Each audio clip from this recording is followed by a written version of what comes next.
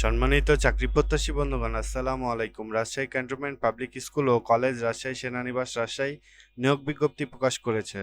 পদের নাম পরিচ্ছন্ন কর্মী, মহিলা, বেতন স্কেল ৮,২৫০ থেকে ২০,০১০ টাকা। যোগ্যতা অষ্টম শ্রেণী পাস, ১৬/৭/২০২৬ তারিখে বয়সসীমা সর্বোচ্চ ৩২ বছর। আবেদনকারী সকল শিক্ষাগত যোগ্যতা ও অভিজ্ঞতা সনদের এবং জাতীয় পরিচয়পত্রের সত্যায়িত ফটোকপি, সদ্য তোলা ২ কপি, রঙিন ছবি, মোবাইল নাম্বার সহ পূর্ণ বায়োডাটা এবং যে কোনো ব্যাংক হতে প্রতিষ্ঠানের অনুকূলে ২০০ টাকার MICR bank draft, pay order, অফারের যোগ্য স্বাক্ষরিত আবেদনপত্র অধ্যক্ষ, রাজশাহী ক্যান্টনমেন্ট পাবলিক স্কুল ও কলেজ, রাজশাহী সেনানিবাস বরাবর আগামী ১৬ জুলাই ২০২৬ তারিখের মধ্যে পৌঁছাতে হবে।